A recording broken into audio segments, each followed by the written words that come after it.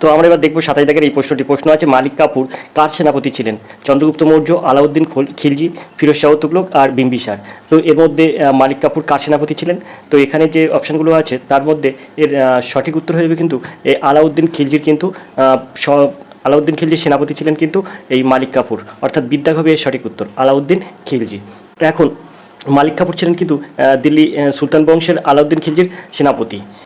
আলাউদ্দিন খিলজি ছিলেন খিলজি বংশের দ্বিতীয় এবং সবচেয়ে শক্তিশালী শাসক আলাউদ্দিন খিলজি। তো আশা করি আপনারা বুঝতে পেরেছেন। তো মালিক কাফুর ছিল কিন্তু আলাউদ্দিন খিলজির সেনাপতি, অর্থাৎ বিদ্যাগ হবে সঠিক উত্তর। চলে যাবো আমরা 28 দাগের এই প্রশ্নে।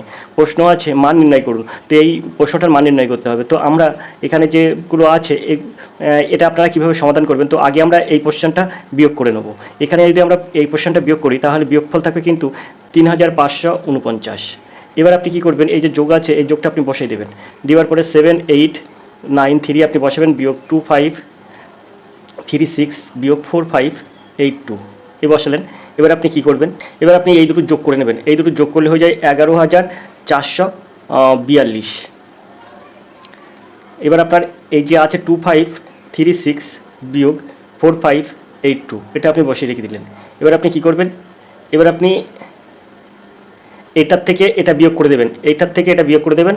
বিয়োগ করে দিলে হয়ে যাবে আপনার 8906 বিয়োগ 4582।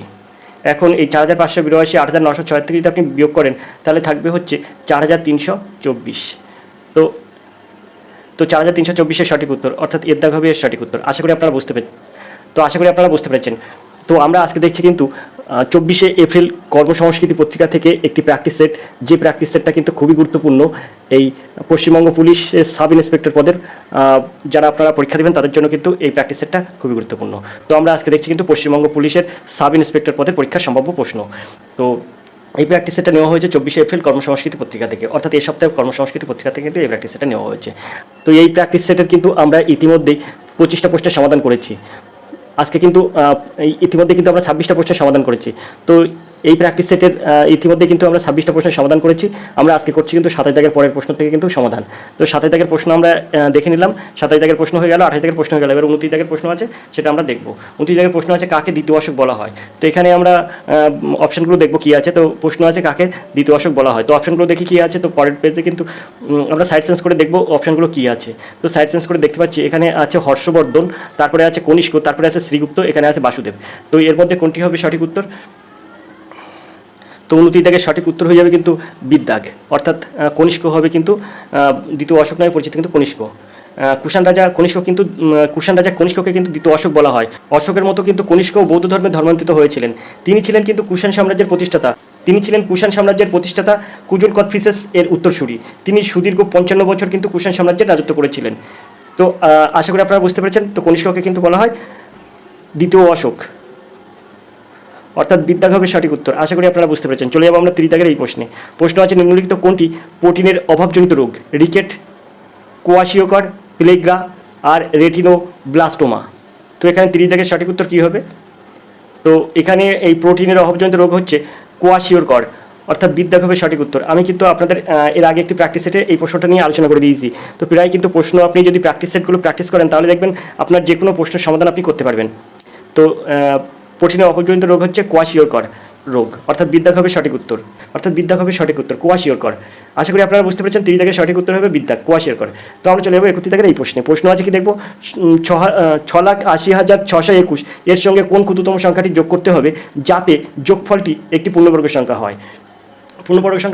তো দেখুন এখানে যে অঙ্কটা আছে সেটা যদি আপনার করতে হয় তাহলে এখানে কিন্তু একটু জায়গা লাগবে। তো তার জন্য আমরা কি করব, আমরা একটি পেজ এখানে অ্যাড করব। তো আমরা এইসব প্রশ্নের সমাধানের জন্য একটা পেজ অ্যাড করব। তো চলুন আমরা একটা পেজ অ্যাড করে নিই।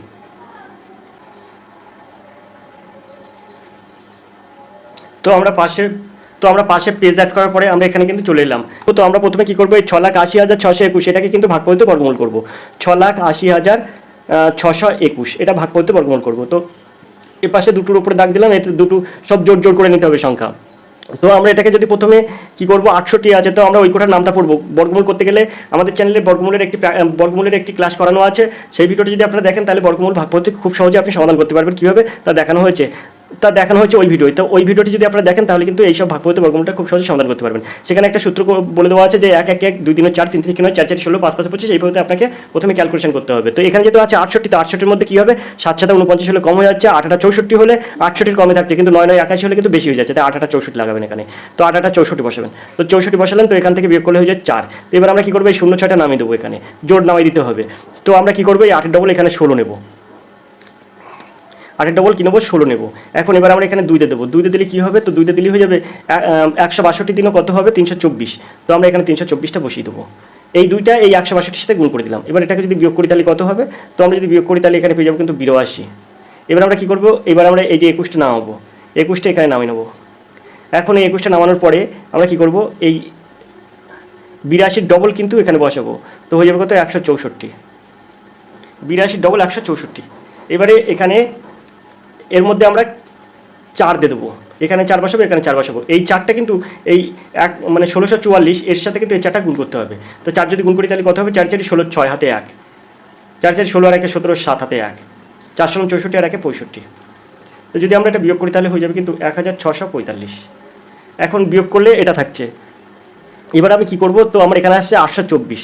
তো 824 হোল স্কোয়ার করলে কিন্তু আমরা 1645 বাকি রাখতে পারছি, কিন্তু এবার 825 যদি আমরা করি তাহলে কী হবে, তো আমরা যদি 25 দিই তাহলে এখানে আমরা 24 কিন্তু একটা ক্যালকুলেশন বার করলাম। এখানে আমার বলেছে কি, বলেছে যে এর সঙ্গে কোন ক্ষুদ্রতম সংখ্যা যোগ করতে হবে, যে যোগফলটি কিন্তু একটি পূর্ণবর্গ সংখ্যা হবে। তাই আমরা কী করবো, 824 যেহেতু হলো না, এখানে কোনো যোগ করা যাবে না, এখানে এমন কোনো সংখ্যা বেরোয়নি যে এই অপশানগুলোর মধ্যে সেটা যোগ করলে 824 বর্গমূল হবে। তো 825 বর্গমূল কত সেটা আমার দেখতে হবে। তো 824 জায়গায় আমরা 825 দেবো। সেই ক্ষেত্রে আমরা কী করবো, সেই ক্ষেত্রে আমরা এই 4-এর যে ক্যালকুলেশনটা এটা একটু মুছে নেবো,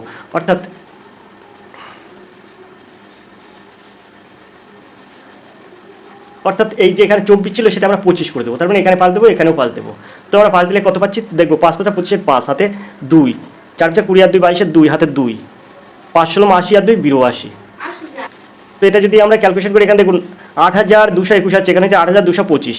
তো আমরা যদি এটা বিয়োগ করি তাহলে আমার বিয়োগ কত বেশি থাকছে, বিয়োগ কিন্তু 4 বেশি থাকছে। তার মানে কি, এই 4টাই কিন্তু যোগ করতে হবে, যোগ করলে যে সংখ্যাটি হবে সেটা একটা পূর্ণবর্গ সংখ্যা হবে। অর্থাৎ এই 6,80,621 এর সঙ্গে 4 যোগ করতে হবে, যোগ করলে যোগফল একটি পূর্ণবর্গ সংখ্যা হবে। অর্থাৎ এখানে সঠিক উত্তর কী হবে, সিদ্ধক হবে সঠিক উত্তর। আশা করি আপনারা বুঝতে পেরেছেন। তো এবার আমরা যে প্রশ্ন দেখব সেটা হচ্ছে 32 এই প্রশ্ন আছে দেখুন, অভিধানে ক্রম অনুসারে নিচের শব্দগুলি সাজান। অভিধানে ক্রম অনুসারে নিচের শব্দগুলি সাজান। তো এখানে এই যে আপনার এখানে যে শব্দগুলো আছে সেই শব্দগুলো আপনার ডিকশনারি অনুযায়ী সাজাতে হবে। তো এখানে দেখুন OMIT, তো OMIT এটা আমি 1 নম্বরটা উপরে রেখে দিচ্ছি। এবার দেখুন OMIT, এবারে আপনি কি করবেন, এবার দেখুন তারপরে OMN আছে, তারপরে OMNI আছে, তারপরে এখানেও কিন্তু OMNI আছে। তো এর তিনটি কিন্তু ঠিক আছে, তিনটিতেই কিন্তু OMNI আছে, তো আই পর্যন্ত আছে, কিন্তু আয়ের পরে যে লেটারটা আছে সেটা সবচেয়ে প্রথম কোন লেটার আছে, দেখুন এখানে পি আছে, পির পরে কিন্তু কিউ হয়, QRS, তারপরে এস আসে, তারপরে TUV। অর্থাৎ আমরা বলতে পারি একের পরে কিন্তু 3 আসবে, একের পরে কিন্তু 3 আসবে, OMNI, তারপর দেখুন পি আসছে OTENT, তারপরে OMNI, তারপরে পির পরে QRS আসে, তো এই দেখুন এস আসে, এটা কিন্তু 4। তো আমরা এটা দিতে পারি SCIENT। তারপরে দেখুন চতুর্থ হয়ে যাবে কিন্তু এই 2 নম্বরটা, দেখুন ওই মানে এসের STUV আছে কিন্তু পরে। তো এখানে আমরা বলতে পারি এখানে OMNI, তারপরে কিন্তু VOROUS। অর্থাৎ এটা যদি 1 হয়, এটা 1, তারপরে আমরা এটা বসিয়েছি 3 নম্বরটা, তারপরে এটা বসিয়েছি আমরা 4 নম্বরটা, তারপরে আমরা এটা বসিয়েছি 2 নম্বরটা। তার মানে আমার এখানে সাজালে পাবো হচ্ছে 1 3 4 2। তো 1 3 4 2 অর্থাৎ এর দাগটা হবে সঠিক উত্তর। আশা করি আপনারা বুঝতে পেরেছেন। ডিকশনারিতে আপনি যখন কোনো ডিকশনারির মানে খুঁজবেন তখন কিন্তু যেভাবে আপনার পরপর অক্ষরগুলো সাজানো থাকে আপনি সেই হিসেবে আপনি পেজ খুঁজে বার করেন। তো এখানে কিন্তু ডিকশনারি অনুযায়ী কিন্তু আপনাকে সাজাতে হবে। তো আশা করি আপনারা বুঝতে পেরেছেন এটা। তো আমরা চলে যাবো পরের প্রশ্নে। পরের প্রশ্ন আছে 33 দাগের প্রশ্ন। প্রশ্নটা আমরা দেখবো, তবে তার আগে প্রশ্নটাকে উপরের দিকে তুলবো। তো 33 দাগে যে প্রশ্নটা আছে দেখুন, সুন্দর একটি প্রশ্ন আছে। শাল গাছ হলো এক ধরনের জোড়াফাইটিক সব বৃক্ষ, তারপরে হচ্ছে পর্ণমোচী বৃক্ষ, সরলবর্গীয় বৃক্ষ, চিরহরিৎ বৃক্ষ। তো এখানে 33 দাগের সঠিক উত্তর কী হবে? তো এখানে এই যে শাল আছে, শাল গাছ, তো শাল গাছ হলো একটি বহুবর্ষজীবী পর্ণমোচী জাতীয় উদ্ভিদ। বাঁকুড়া জেলার জঙ্গলগুলিতে কিন্তু শাল এবং এই প্রজাতির উদ্ভিদ এবং এছাড়াও কিন্তু ইউক্লিওপটাস আকাশমণি গাছের বনভূমি কিন্তু দেখা যায় বাঁকুড়া জেলায়। তো এখানে শাল গাছ হবে এক ধরনের পর্ণমোচী বৃক্ষ, বহুবর্ষজীবী পর্ণমোচী জাতীয় বৃক্ষ, অর্থাৎ বিদ্যাঘাপের সঠিক উত্তর। আশা করি আপনারা বুঝতে পেরেছেন। চলে যাবো আমরা 34 দাগের এই প্রশ্নে। প্রশ্ন আছে কি, যদি 24 জন চিত্রশিল্পী দিনে 7 ঘন্টা কাজ করে 16 দিনে একটি বাড়ি পেন্টিংয়ের কাজ শেষ করে, কতজন চিত্রশিল্পী 8 ঘন্টা কাজ করে 12 দিনে একই বাড়ি পেন্টিং কাজ শেষ করতে পারবে? তো উত্তর চেয়েছে কি কতজন, আপনার লোক সংখ্যা উত্তর চেয়েছে। তো আপনি এই অঙ্কটা কীভাবে সহজে সমাধান করবেন, তো একটা সূত্র আপনাদের বলে রাখি, কারণ আমাদের এই চ্যানেলে একটি ভিডিও আছে সময় কার্য সম্পর্কিত একটি ভিডিওতে আমরা কিন্তু একটা সূত্রের সাহায্যে সমস্ত অঙ্ক সমাধান করে দিয়েছি। সেই সূত্রটাও এখানে আমরা কাজে লাগাচ্ছি। যদি আপনারা ওই ভিডিওটা দেখেন তার সময় কার্য সম্পর্কে সমস্ত অঙ্ক কিন্তু আপনাদের সমাধান হয়ে যাবে শুধু একটা মাত্র সূত্রের সাহায্যে। সূত্রটা হলো দেখুন, M1 D1 T1 by W1 এটা equal M2 D2 T2 by W2। এখন M1 মানে মানুষ, লোক সংখ্যা আর কি। তো দেখুন 24 জন চিত্রশিল্পী, তো আমি এখানে 24 দিয়ে দেবো, ইন্টু D1 মানে দিন সংখ্যা, দেখুন দিন সংখ্যা হচ্ছে 16 দিন। T1 মানে আপনার সময় কত, 7 ঘন্টা করে কাজ করে, তো এখানে গুণ 7 বাই W1 মানে কতটা কাজ করেছে। তো বলছি একটি বাড়ি পেন্টিংয়ের কাজ শেষ করেছে, তো আমরা সেই কাজটা এক অংশ ধরছি। এটা সমান M2 D2 T2। তো M2 অর্থাৎ কতজন চিত্রশিল্পী আপনাকে বার করতে হবে, তো M2 আপনার বার করতে হবে কতজন, তো X ধরলাম আমরা। এখানে আছে D2 মানে দিন সংখ্যা এখানে কত, এখানে দিন সংখ্যা আছে 12, আর এখানে T2 মানে কত, 8 ঘন্টা, সময় হচ্ছে 8। তো এখানে বলেছে যে কতদিনে একইবারই পেন্টিং শেষ করতে পারবে, তো সেটা আমরা কতটা কাজ সমান এক অংশ ধরেছি।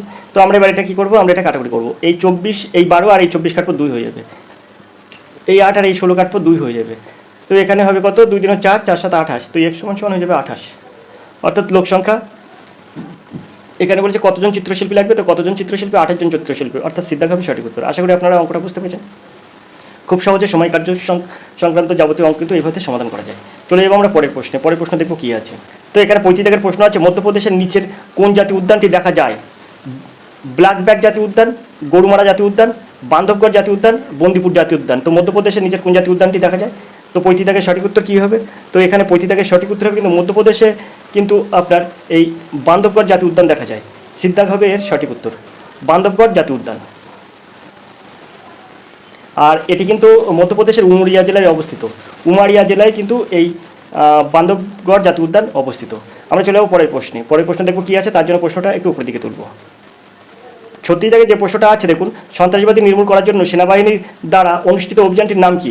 অপারেশন বিজয়, অপারেশন মেঘদূত, অপারেশন সর্বশক্তি, অপারেশন ব্ল্যাক থান্ডার।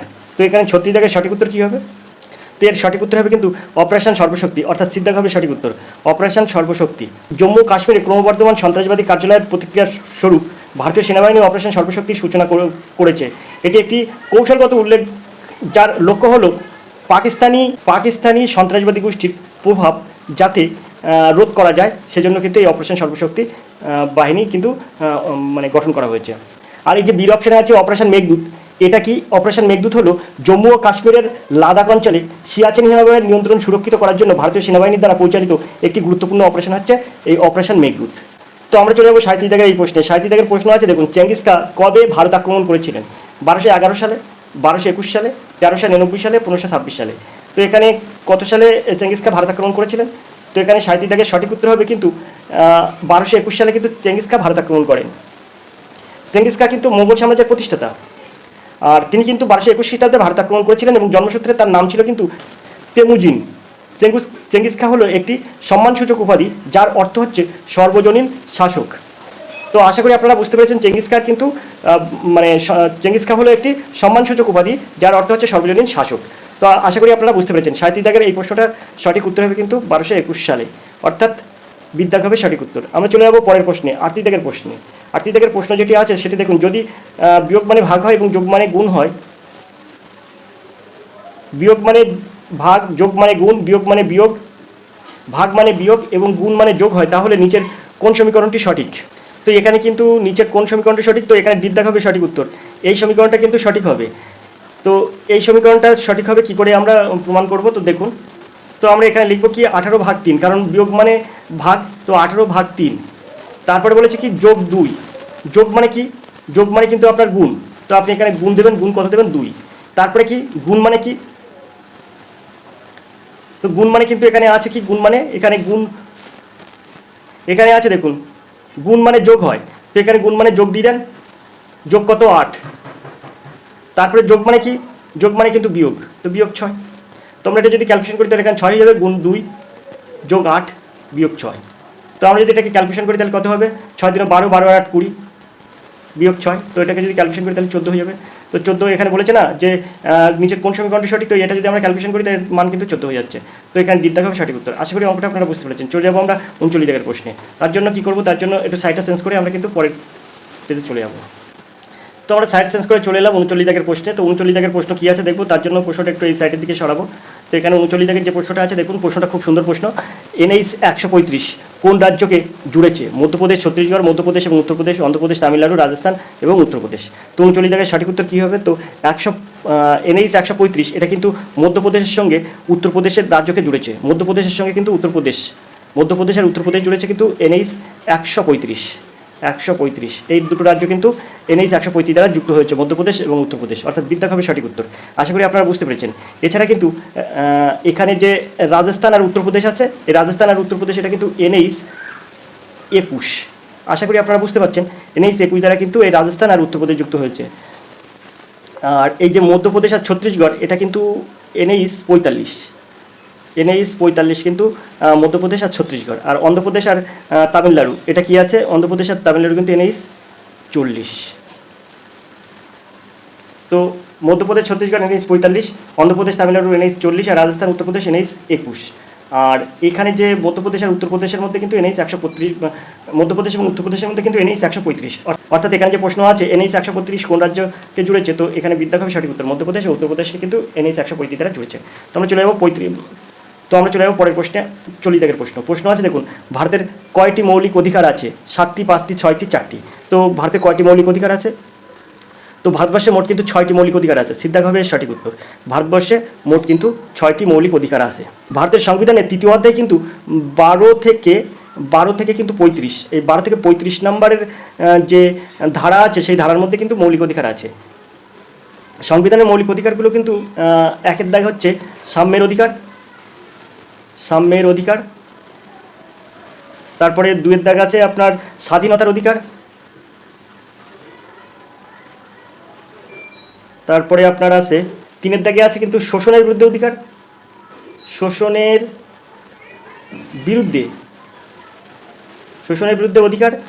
আর 4-এর দাগে আছে আপনার ধর্মীয় স্বাধীনতার অধিকার,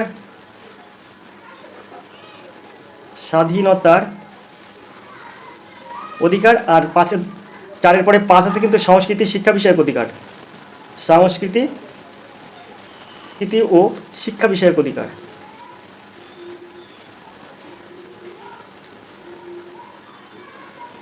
সাম্যের অধিকার এটা কিন্তু আছে 14 থেকে 18 নম্বর ধারার মধ্যে, কিন্তু এটা 14 থেকে 18 নম্বর অনুচ্ছেদের মধ্যে কিন্তু সাম্যের অধিকার আছে। আর স্বাধীনতার অধিকার এটা কিন্তু 19 থেকে 22 নম্বর অনুচ্ছেদের মধ্যে আছে, 19 থেকে 22। আর এই যে শোষণের বিরুদ্ধে অধিকার এটা কিন্তু 23 থেকে 24, আর আপনার এই যে ধর্মীয় স্বাধীনতার অধিকার এটা কিন্তু 25 থেকে 28। আর এই যে সাংস্কৃতিক শিক্ষা এর অধিকার এটা কিন্তু আপনার 29 থেকে 30 এই অনুচ্ছেদের মধ্যে আছে। এবং শেষে যে 6 নম্বরটা আছে সেই 6 নম্বরটা হচ্ছে সংবিধানের প্রতিবিধানের অধিকার,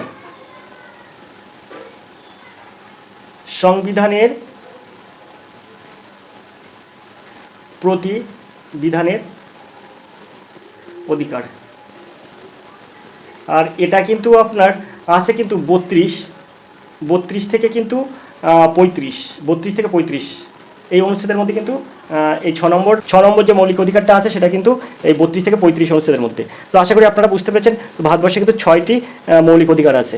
তো আশা করি আপনারা বুঝতে পেরেছেন। 40 দাগের সঠিক উত্তর হিসেবে কিন্তু সিদ্ধার্থ। চলে যাবো আমরা 41 দাগের এই প্রশ্ন আছে দেখুন, দুটি সংখ্যার অনুপাত 1:2 উভয়ের সাথে 7 যোগ করলে তাদের অনুপাত 3:5 পরিবর্তিত হয়। বৃহত্তম সংখ্যাটি কত? তো দেখুন এখানে বলছে দুটি সংখ্যার অনুপাত 1:2, আর এখানে বলছে উভয়ের সাথে যদি 7 যোগ করা হয় তাদের অনুপাত কিন্তু 3:5 পরিবর্তিত হয়। বৃহত্তম সংখ্যাটি কত? তো বৃহত্তম সংখ্যার অপশনের মধ্যে আছে 27, 28, 49 আর 35। তো এর মধ্যে কিন্তু বৃহত্তম সংখ্যা আছে, 27, 28, 49 আর 35 এর মধ্যে কিন্তু বৃহত্তম সংখ্যা আছে। তো এই যে আপনার যেখানে বলছে দুটি সংখ্যার অনুপাত 1:2, তো এর মধ্যে আপনার বড় কোনটা? তো অনিশ্চিত ছোট একটু বড়, তো এই যে 2 আছে বড় সংখ্যা আর 1 হচ্ছে ছোট সংখ্যা, যেহেতু এখানে বলেছে বৃহত্তম সংখ্যা দেওয়া আছে, তো দুটি সংখ্যার মধ্যে বৃহত্তম সংখ্যা অবশ্যই এর মধ্যে দেওয়া আছে। তো এখানে যদি অনুপাত যদি আমি একটা ছোট ধরি আর 2টা বড় ধরি, তাহলে 2 দ্বারা বিভাজ্য সংখ্যা কিন্তু এখানে আমরা বৃহত্তম সংখ্যা পাবো। তো বৃহত্তম সংখ্যা আমরা এখানে কি ধরবো, তো এখানে 2 দ্বারা ভাগ করা যায় এমন সংখ্যা হবে বৃহত্তম সংখ্যা। দেখুন 27 কি 2 দিয়ে ভাগ করা যায় না, তাহলে কিন্তু হবে না, এর দাগের সঠিক উত্তর হবে না। 28 কি 2 দ্বারা ভাগ করা যায়, হ্যাঁ যায়, তাহলে বিদ্যাগ হবে সঠিক উত্তর। সেটা হবে কিনা পরে দেখছি। 49 কি 2 দ্বারা বিভাজ্য, হবে না, তাহলে 49ও হবে না। 35 কি 2 দ্বারা বিভাজ্য, না, তাহলে কিন্তু এটাও হবে না। তো এ সি আর ডি তিনটি কিন্তু হবে না, কারণ এটা 2 দ্বারা বিভাজ্য না, 28টাই একমাত্র 2 দ্বারা বিভাজ্য। এবার আমরা কি করে বুঝবো যে 28টার সঠিক উত্তর হবে? তো আপনি কি করবেন, উভয়ের সাথে বলেছে 7 যোগ করলে তাদের অনুপাত হবে 3:5। তো আমি দেখবো, তো এর মধ্যে যদি আমার হচ্ছে এর মধ্যে যদি 28টা হয় বৃহত্তম সংখ্যা, তো আমি যেহেতু 1:2 করতে বলেছে, তো আমি এক সাইড বৃহত্তম একটা ক্ষুদ্রতম, মনে করুন এখানে ক্ষুদ্র দিলাম আর এখানে দিলাম বৃহত্তম। বৃহত্তম সংখ্যা কত? 28। তাহলে ক্ষুদ্রতম সংখ্যা কত হবে? ক্ষুদ্রতম সংখ্যা 14 হবে। কারণ কি, এই 14 আর এই 28 যদি আমরা অনুপাতে ভাগ করি, তাহলে 1:2 এসে যাবে কিন্তু। সেজন্য আমরা কিন্তু বলতে পারি ক্ষুদ্রতম সংখ্যা 14। তো এবার বলছি উভয়ের সাথে 7 যোগ করো। তো 14-র সাথে আপনি 7 যোগ করুন, তাহলে কত হবে? 14 আর 7 21 28-এর সাথে 7 যোগ করুন, তাহলে হয়ে যাবে কিন্তু 35। তো আপনি এটা 7 দিয়ে কাটুন, তো 3 7 21 আর এই 7 দিয়ে 35 কাটে 5 7 35। তো দেখুন হচ্ছে কত? 3:5। 3:5 কিন্তু এই অনুপাতটা দাঁড়াচ্ছে। তো দেখুন সেটাই বলেছে, কিন্তু তাদের অনুপাত 3:5-এ পরিবর্তিত হবে। তো আশা করি অঙ্কটা আপনারা বুঝতে পেরেছেন। দেখুন এখানে কি ফাইন অঙ্ক না করে কিন্তু সমাধান করা গেল অপশন থেকে। তো বিদ্যাগ হবে সঠিক উত্তর। আশা করি আপনারা বুঝতে পেরেছেন। চলে যাবো আমরা 42 দাগের এই প্রশ্নে। তো প্রশ্নটা দেখবো, তার জন্য প্রশ্নটা একটু উপর দিকে তুলবো। তো এখানে 42 দাগের যে প্রশ্নটা আছে, দেখুন রাষ্ট্রপতি পদ শূন্য হতে পারে যে কারণে, সেটা হচ্ছে মৃত্যু, পদত্যাগ, অপসারণ, উপরের সবগুলো। তো 42 দাগের সঠিক উত্তর কী হবে? তো অবশ্যই 42 দাগের সঠিক উত্তর হবে কিন্তু ডি, উপরের সবগুলোই কিন্তু এই রাষ্ট্রপতির পদ শূন্য হতে পারে। দ্বিত্যাগ হবে সঠিক উত্তর। রাষ্ট্রপতি পদত্যাগ করলেও কিন্তু রাষ্ট্রপতি পদত্যাগ করলে এই রাষ্ট্রপতি পদ শূন্য হতে পারে। তাহলে রাষ্ট্রপতিকে অপসারিত করা হলেও কিন্তু রাষ্ট্রপতি পদ শূন্য হতে পারে। রাষ্ট্রপতি মৃত্যু হলেও কিন্তু রাষ্ট্রপতি পদ শূন্য হতে পারে। অর্থাৎ দ্বিত্যাগ হবে সঠিক উত্তর। চলে যাবো আমরা 43 দাগের এই প্রশ্নে। একটি ক্লাসে 60% শিক্ষার্থী বাংলায় এবং 45% ইতিহাসে পাশ করেছে। যদি তাদের মধ্যে 25% অন্তত একটি বিষয়ে পাশ করে, তাহলে উভয় বিষয়ে কত শতাংশ শিক্ষার্থী ফেল করেছে? দেখুন এই অঙ্কটা খুবই সহজ, খুব সহজভাবে এটা সমাধান করব। তো 60% কিসে পাশ করেছে? বাংলায়। 45% ইতিহাসে পাশ করেছে। তো মোট আপনার নাম্বার 100, তার থেকে বিয়োগ করুন। 60% বাংলায় পাশ করেছে, 45% পাশ করেছে ইতিহাসে, আর যদি তাদের মধ্যে 25% অন্তত একটি বিষয়ে পাশ করে, তার মানে এখানে 25 বিয়োগ হয়ে যাবে 25। তো এটা সম্পূর্ণটার পার্সেন্ট। তো এবার আমরা যদি এখান থেকে ক্যালকুলেশন করি, তাহলে কিন্তু অঙ্কটা সহজেই সমাধান হয়ে যাবে। 60 আর 45 কত হয়? 105। 105 থেকে 25 যদি আমি বাদ দিই, তাহলে হয়ে যাবে কত? 105 থেকে 25 বাদ দিলে হয়ে যাবে 80। তো এটাকে যদি আমরা ব্র্যাকেট দিয়ে এখানে পার্সেন্ট দিই, তাহলে এখানে হয়ে যাবে কিন্তু 20%। তো 20% হবে এর সঠিক উত্তর। দ্বিত্যাগ হবে এর সঠিক উত্তর। আশা করি অঙ্কটা আপনারা বুঝতে পেরেছেন। চলে যাবো আমরা পরের প্রশ্নে। তো আমরা এবার দেখবো 44 দাগের এই প্রশ্নটি। প্রশ্ন আছে, কুচিপুড়ি নৃত্য কোন রাজ্যের সাথে সম্পর্কিত? পশ্চিমবঙ্গ, কেরালা, গুজরাট, অন্ধ্রপ্রদেশ। তো এই কুচিপুড়ি নৃত্যটি কোন রাজ্যের সাথে সম্পর্কিত? তো এর সঠিক উত্তর হিসেবে কিন্তু অন্ধ্রপ্রদেশ। অন্ধ্রপ্রদেশের কিন্তু কুচিপুড়ি নৃত্য। তো বিদ্যাগের প্রশ্ন আছে, দেখুন বিদ্যাগের যে প্রশ্নটা আছে সেটা হচ্ছে, প্রদত্ত কাগজের শীট থেকে গঠিত বাক্সের অনুরূপ বাক্স চয়ন করুন। তো এর মধ্যে কোনটি সঠিক উত্তর হবে? তো এখানে কোন বাক্সটা হবে? তো এখানে এর দাগ আর বিদ্যাগে দুটোই কিন্তু এই যে ছবিটা আছে, এই যে বা এর থেকে যদি আমরা যদি বাক্সটা তৈরি করি, তো এরকম হতে পারে এ এবং বি, অর্থাৎ বিদ্যাগটা হবে সঠিক উত্তর। এ এবং বি দুটোই হতে পারে। চলে যাবো আমরা পরের প্রশ্নে। তো আমরা দেখবো 46 দাগের এই প্রশ্নটি। প্রশ্ন আছে, পীরপাঞ্জাল রেঞ্জ ড্যাশ রাজ্যে অবস্থিত? জম্মু কাশ্মীর, পাঞ্জাব, সিকিম, উপরের কোনটি নয়? তো এখানে এর সঠিক উত্তর হবে কিন্তু এর দেখা হবে সঠিক উত্তর। পীরপাঞ্জাল রেঞ্জ এটি কিন্তু জম্মু কাশ্মীরে অবস্থিত। পীরপাঞ্জাল রেঞ্জটি কিন্তু ভারতের হিমাচল প্রদেশ, জম্মু কাশ্মীর অঞ্চল জুড়ে কিন্তু বিস্তৃত। আর এটা কিন্তু সুতলাজ নদীর তীরে কিন্তু সুতলাজ নদীর তীরের কাছে কিন্তু এই রেঞ্জটি নিজেকে হিমালয় থেকে বিচ্ছিন্ন করেছে। তো আমরা চলে যাবো 47 দাগের এই প্রশ্নে। প্রশ্ন আছে, এ বি একটি কাজ 8 দিনে করতে পারে, বি ও সি ওই কাজটি 24 দিনে করতে পারে, যখন সি এবং এটি 8×4/7 দিনে করতে পারে, সি একা কাজটি কত দিনে করতে পারবে? তো আমরা যদি দেখি এটা এরকম করি, এ প্লাস বি এটা সমান সমান হয়ে যাবে কিন্তু 8 দিনে করতে পারে, মানে 1/8 করে। আর বি প্লাস সি পরে কিন্তু 1/24, সমস্ত কাজ সমান 1 অংশ ধরেছি। আর এখানে সি প্লাস এটা 1 দিনে করে, কিন্তু সবাই কিন্তু 1 দিনে করছে। এ প্লাস বি 1 দিন করছে 1/8, বি প্লাস সি 1 দিন করছে 1/24, সি প্লাস এ 1 দিনে করে এই 27 56 আর 4 60। তো এটা হয়ে যাবে 7/60, 7/60 অংশ। তারা তিনজনে যদি তিনজনে একত্রে দেখুন, তিনজনে একত্রে এ দুবার আছে, বি দুবার আছে, সি দুবার আছে। তাই একত্রে এটা করবে কি, একত্রে 2 × এ প্লাস বি প্লাস সি, এটা একত্রে 1 দিনে করবে কতটা? তো এগুলো যোগ হয়ে যাবে। 1 এর 8 যোগ 1 এর 24 যোগ 7 এর 7। তো আমরা যদি এটাকে লসাগু করি তাহলে এখানে লসাগু হয়ে যাবে কিন্তু 120। 8 15 120, এখানে 15 হয়ে যাবে, প্লাস 5 24 120, এখানে 5 হয়ে যাবে, আর এখানে 7 দিনে 120, তো 7 দিনও 14 হয়ে যাবে। তো 15 আর 5 20, 20 আর 14 কিন্তু 34, 34/120 হবে। এ প্লাস বি প্লাস সি একত্রে তাহলে একদিনে কতটা করবে, এই দুইটা কিন্তু উল্টে যাবে, অর্থাৎ 34 আর 120 গুণ 2, এই দুইটা নিচে চলে আসবে। এবার এই 2-এর সঙ্গে 34 কাটলে 17 হয়ে যাবে, তো এখানে হয়ে যাবে 17/120। তো যেহেতু এ প্লাস বি প্লাস সি 17/120, তাহলে এ প্লাস বিটা আমি একসঙ্গে বাদ দেবো। এ প্লাস বি প্লাস সি একত্রে একদিনে করবে 17/120, আর এ প্লাস বি একসঙ্গে একদিন করবে কিন্তু 1 এর 8 অংশ। তো আমরা এখানে 1 এর 8 অংশটা বাদ দেবো। তো এখানে আমরা বলতে পারি এ প্লাস বি, তাহলে এখানে যদি আমরা বিয়োগ চিহ্ন দেবো, এখানে বিয়োগ চিহ্ন দেবো, তাহলে এখানে সি থাকবে, বি আর এই কেটে যাবে, সিটা থাকবে, সি থাকবে এখানে এই 17/120 বিয়োগ এই 1 এর 8টা বসে যাবে। তো সি একদিনে করবে কতটা, তো এখান থেকে যদি আমরা বিয়োগ করি তাহলে এখানে কিন্তু বিয়োগফল হয়ে যাবে, কিন্তু আপনি যদি বিয়োগ করেন তাহলে এখানে হিসেবে 1 এর 60, 1 এর 60 অংশ। তো সি 1 এর 60 অংশ কাজ করে একদিনে, তাহলে 1 অংশ কাজ করবে 7 দিনে, অর্থাৎ এর দেখা হবে সঠিক উত্তর। আশা করি অঙ্কটা আপনারা বুঝতে পেরেছেন।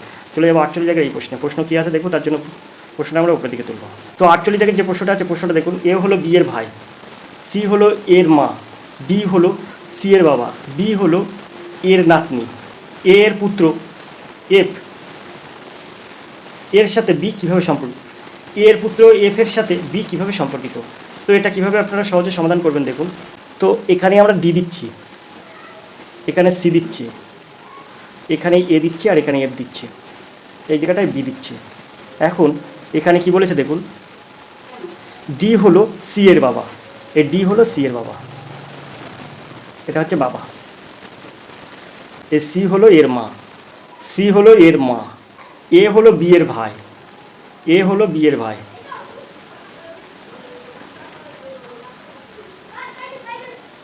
বলেছে এর পুত্র এফ, এর পুত্র এফ। এখন বলেছে এর পুত্র এফ এর সাথে বি কিভাবে সম্পর্কিত, এর পুত্র এফ বি এর সাথে কিভাবে সম্পর্কিত।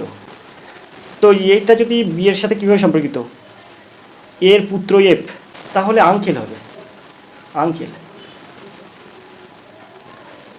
তো আঙ্কেল হবে, এখানে এখানে আঙ্কেল দেওয়া নেই, এখানে আন্ট দেওয়া রয়েছে, এখানে আন্ট দেওয়া আছে কিন্তু আঙ্কেল দেওয়া নেই, এখানে আঙ্কেল দেওয়া নেই কিন্তু আন্ট দেওয়া আছে। তো এখানে নিস দেওয়া আছে, অর্থাৎ ডি হতে পারে, নিস ভাইপো ভাইজি, নিস মানে ভাইপো ভাইজি এরকম হয়, তো সেটা হতে পারে। তো এখানে কোনটি সঠিক হবে অবশ্যই আপনারা কমেন্ট করবেন। তো এবার আমরা চলে যাবো 49 দাগের এই প্রশ্নে। 41 জন শিশুর একটি